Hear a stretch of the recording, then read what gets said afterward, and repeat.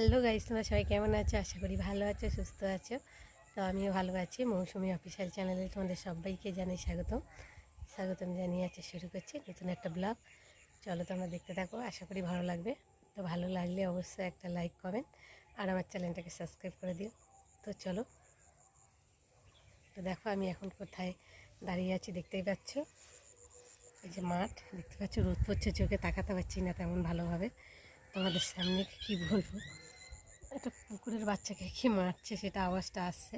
তো যাই হোক, তো দেখো আমি এখন ট্রাক্টরের সামনে দাঁড়িয়ে আছি। তো ওখানে সব মানে আমাদের ঘরের পেছনে দুই একটা জমির পরে মানে জমি খোসা হবে।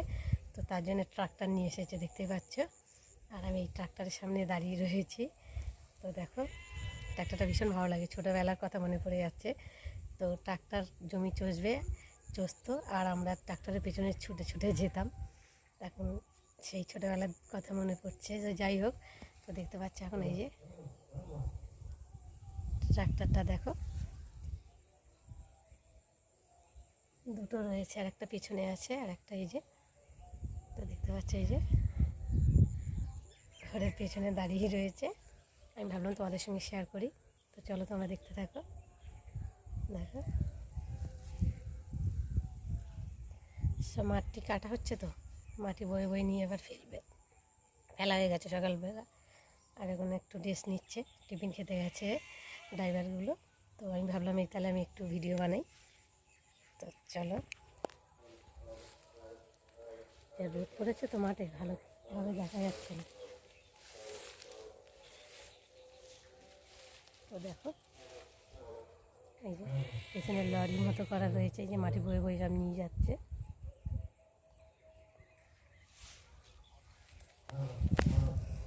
ঘরের সামনে, তো ভাবলাম তোমাদের সঙ্গে শেয়ার করি।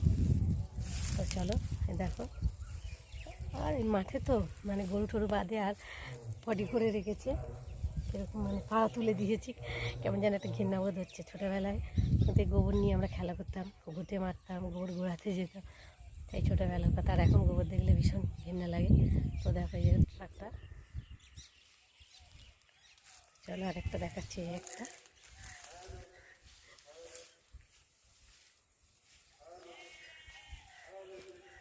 আর এই দেখো এইদিকে একটা দাঁড়িয়ে রয়েছে, পেছনে দুটো দেখতে পাচ্ছ।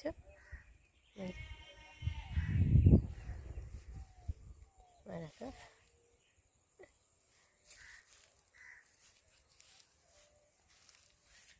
চলো তোমরা দেখো, আমি তোমাদেরকে দেখাচ্ছি।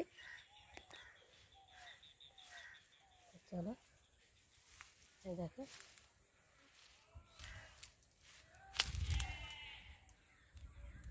ও কিসের উপর পা তুলে দিলাম, আবার ভয় লাগছে। ঘাস হয়ে রয়েছে, তো ঘাসের উপরে যদি পোকামাকড় শুয়ে থাকে ভীষণ ভয় লাগছে। তো দেখতে পাচ্ছি এখানে একটু ছায়া পড়েছে, আর এখানে এসে আমি একটু দাঁড়ালাম।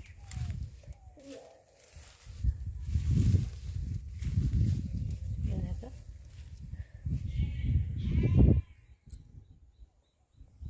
এই যে দাদার ঘর হচ্ছে, এই যে ঘরের পাশেই ছাওয়া আছে, তো তার জন্য এখানটায় রেখেছে ট্রাক্টরটা দেখতে পাচ্ছ।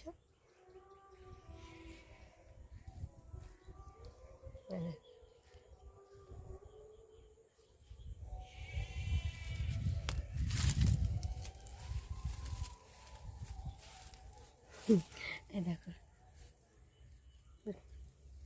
লোক সব নেই, লোক টিফিন করতে গেছে। আর ভাবলাম তোমাদের সঙ্গে শেয়ার করি, লোক থাকলে করা যায় না, কেননা কেমন একটু লজ্জা মতো লাগে, করা যায় না লোকের সামনে, তাই না? মানে আওড়ালে যেমনভাবে করা যায়, মন খুলে ফ্রি হয়ে বলা যায়, করা যায়। তো লোকজন থাকলে তো হয় না সেটা, তাই না বলো? দেখো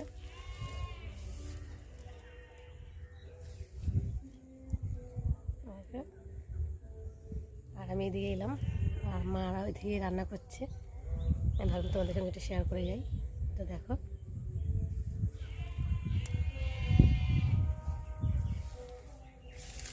এইটার উপরে বসে, দেখতে পাচ্ছ, বসার চেয়ার মতো।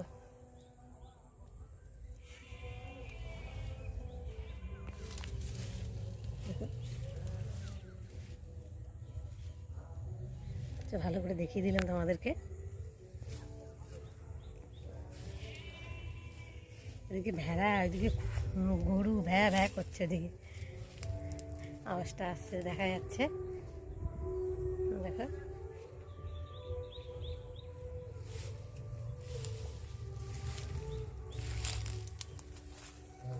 তো চলো, তোমাদের সাথে আবার পরে দেখা হবে, তোমরা দেখতে থাকো আর আমার সাথে। চলো আজকে কি রান্না হয়েছে তোমাদের সাথে শেয়ার করব। তো প্রথমে দেখাই, দেখো মাংসের ঝোল, তারপর রয়েছে পালং শাক চিংড়ি মাছ দিয়ে একটা চচ্চড়ি, আর লাউর খোসা ভাজা, আর এখানে আছে উচ্ছে ভাজা, আর চুনো মাছের ঝাল, আর আছে চাটনি। তো চলো তোমাদের সাথে আবার সব কিছুই তোমাদের সঙ্গে শেয়ার করলাম। তো আজকে বলে না, আমি 2-3 দিন এসেছি, মা 2-3 দিন ধরে মানে 3-4 রকম 5 রকম রান্না করে ফেলছে, তো খাওয়া হচ্ছে। তো তাই রান্না করছে, খাওয়া দাওয়া করে হচ্ছে, খেয়ে আর শরীর অস্বস্তি ভাব হচ্ছে, কেননা 4-5খানা তরকারি ভাত একসাথে সব খাওয়া দাওয়া হচ্ছে, আর একটুতেই পেটটা যেন মানে থম মেরে যাচ্ছে। আর আজকে যেহেতু রিক্স খাবার হয়েছে, একটু মাংস মশলা খাওয়া মানে রিক্স খাবার, তো খেয়ে ঠেয়ে আর তোর দাদাভাই মা ওরা মেয়ে ওরা বাবারা অনেক আগেই খেয়ে নিয়েছে। তো ওদের খাওয়ার পরে আমি লাস্টে খেয়েছি, কেননা ওদের দিয়ে ঠিয়ে তারপর খেতে বসেছি, আর খেয়েছি 4:30 মতো বেজে গেছে। তো উঠলাম, উঠে একটু মানে খেয়ে দিয়ে উঠে বাসন টাসনগুলো মেজে ঘষে নিয়ে আর একটু শুয়ে পড়েছিলাম। শুয়ে থাকতে থাকতে দেখি ঘুম আসছে না, আর ভালো লাগছে না শুতে। তা উঠে পড়লাম, উঠে একটু চাটা করলাম, চাটা করে খাওয়া হলো, চাটা খেয়ে আর এখন আমি চলে এলাম তোমাদের সঙ্গে কথা বলতে। ভালো, তোমাদের সঙ্গে একটা কথা বলি, ভালো লাগবে। আর এখন একটু ফ্রি আছি, আর রান্না হচ্ছে এখনও, মানে রাতের জন্য ভাত হবে। তো মা এখন করছে ভাত আর ডাল, আর তরকারি দুপুরে তরকারি পাতি আছে, একটু ডাল হবে। তো ডাল হলে মেয়ে ডাল ছাড়া খাবে না, দাদাভাইও ডাল ছাড়া খাবে না। আর মাও দেখো না, মার কাশি হচ্ছে, শুধু কাশতেই আছে, ঠান্ডা লেগে গেছে, ভীষণ ঠান্ডা লেগে গেছে। তো তার জন্য একটু ডাল ঠাল করবে, মা করছে ভাত, আর আমি এই যে তোমার সঙ্গে কথা বলতে চলে এলাম। আর সকাল দিয়ে চান ঠান করে উঠে মাথা আসানোর সময়ই পাইনি, তো ভালো একটু মাথা আসাই, আর তোমাদের সঙ্গে কথা বলে দেখতে পাচ্ছি এখন সিঁদুর টিঁদুর কিছুই পরিনি। তো ভালো একটু চুলটাকে ভালো করে আঁচড়ে ঠাসড়ি নিয়ে একটু সিঁদুর ফিঁদুর পরবো। তো তার জন্য ভাবলাম তোমাদের সঙ্গে একটু কথা বলি আর চুলও আসাই। তো বাড়িতে আসার আগের দিন একটু মাথায় শ্যাম্পু করেছিলাম, তো জ্বর পেকে গেছে যেন, আর সাবান দেওয়া চুল তো একটুতেই জ্বর পড়ে যায়।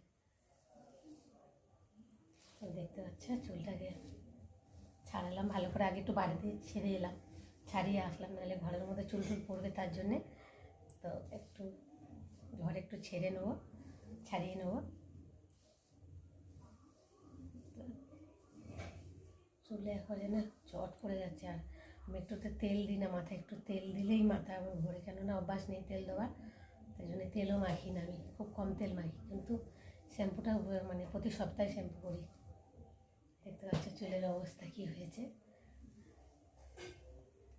আর মাদের এখানে এসে আরও আমার বেশি ঠান্ডা লেগে যাচ্ছে, কেননা মাদের এখানটা তো টাইম কলের জল, আর টাইম কলের জল ভীষণ ঠান্ডা, আর আমার এমনিতে ঠান্ডার সমস্যা, তার জন্য একটুতেই ঠান্ডা লেগে যাচ্ছে, আর অস্বস্তি ভাব হচ্ছে, আমার ভালো লাগছে না। আবার এদিকে ঠান্ডা লাগছে, আবার এদিকে গরম, আমার ঘাম দিচ্ছে, দেখো কখন কী হয় আমি নিজেই জানি না, তাই যেন ঘেমে যাচ্ছে। আর মেয়ে আর তোমার দাদাভাই ওরা সব ওই ঘরে টিভি দেখছে, দেখো এই দেখো একটুতেই যেন ঘেমে যাচ্ছে, ভীষণ কষ্ট হচ্ছে, কী করবো। তো চলো তোমাদের সঙ্গে আবার পরে দেখা হবে।